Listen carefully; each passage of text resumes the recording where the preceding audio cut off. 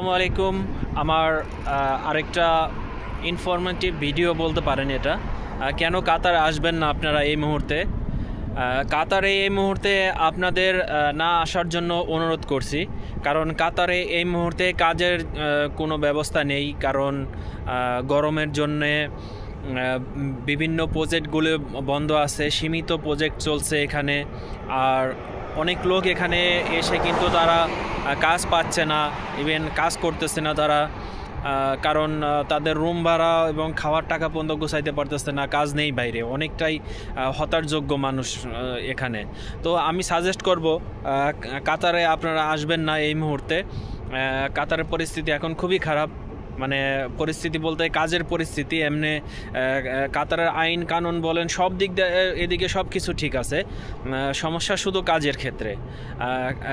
কাজ নাই এই মুহূর্তে। আর যারা অনেকে চিন্তা করছেন যে আপনি কাতারে এসে ইউরোপে যাবেন, মানে ইউরোপে গিয়ে আপনি সেটেল হবেন, তো এই মুহূর্তে আপনি কাতারে যে আসবেন সেখানে আপনার বাংলাদেশ থেকে আপনি আসবেন, আসার সময় কিন্তু আপনার হিউজ পরিমাণ টাকা নিয়ে আসতে হবে। কারণ আপনার রুমের ভাড়া, আপনার খাওয়ার টাকা এবং আপনার আইডির টাকা এবং আপনার পকেট খরচ সব টাকা কিন্তু আপনাকে এখানে কেউ বহন করবে না, আপনার নিজেরটা নিজে বহন করতে হবে। ঠিক আছে? তো এগুলো মাথায় রাখবেন সবসময়। আমি আপনাদেরকে সাজেস্ট করি যে আপনারা কিন্তু এই সময়ে কাতারে আপনারা আসবেন না। ঠিক আছে? আর কাতারে যদি আপনারা আসতেই চান, সেক্ষেত্রে আপনি কোনো কোম্পানির ভিসা পেলে তবে আপনি আসবেন। আর ফ্রি ভিসাতে এই সময় আমি না আসার জন্য আপনাদেরকে আমি সাজেস্ট করব যে ফ্রি ভিসাতে আপনারা আসবেন না এই মুহূর্তে। ঠিক আছে?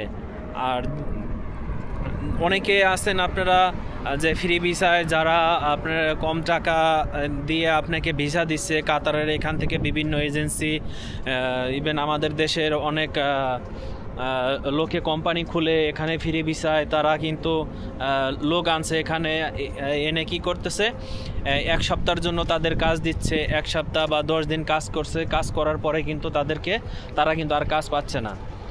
এক সপ্তাহ বা 15 দিন কাজ করে, এক সপ্তাহ 15 দিন কাজ করার পরে কিন্তু সে আর কাজ পাচ্ছে না। তো এদিক থেকে সাবধান থাকতে হবে। আর এই ধরনের দালাল চক্র থেকে আপনাকে একটু দূরে থাকতে হবে এবং সাবধানতা অবলম্বন করতে হবে, এটা আমার অনুরোধ থাকবে আপনাদের প্রতি। তো আমার এই ইনফরমেশনটা অবশ্যই আপনাদের ভালো লাগবে, কেননা আমি চাই না যে আপনার স্বপ্ন এত তাড়াতাড়ি শেষ হয়ে যাক। কারণ আপনি আপনার ফ্যামিলিকে স্যাটিসফাইড করার জন্য বা আপনার ফিউচার করার জন্য অবশ্যই আপনি যে স্বপ্ন দেখছেন সেই স্বপ্ন বাস্তবায়ন করতে হলে কিন্তু আপনাকে পর্যাপ্ত পরিমাণ মানে ইনফরমেশন নিয়ে একটা দেশে আপনাকে যাইতে হবে। তো সেরকমটাই আপনাকে আমি বললাম। তো আশা করি বুঝতে পারছেন, আমার ইনফরমেশনটা কাজে লাগবে আপনাদের। আর মনে করেন যে আপনি যদি কাতারে পা রাখেন, সেক্ষেত্রে আপনার কিন্তু ঘড়ির চাকার মতন কিন্তু আপনার খরচ কিন্তু বাড়তেই থাকবে। ঠিক আছে?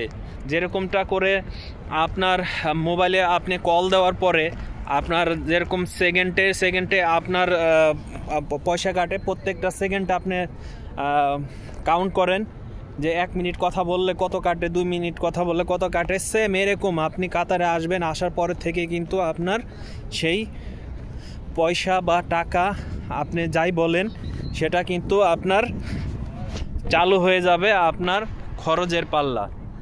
আপনি যদি কোনো কাজ না ধরে আসেন, সেক্ষেত্রে আপনি এই ধরনের সমস্যায় পড়তে পারেন। বিশেষ করে আমার দেখা বাংলাদেশ থেকে অনেক ভাই বোনেরা আসছেন কাতারে, তারা এসে কিন্তু এখানে তাদের খাওয়ার টাকা পর্যন্ত নেই এখন তাদের। আর তাদের রুম ভাড়া দিতে কষ্ট হচ্ছে।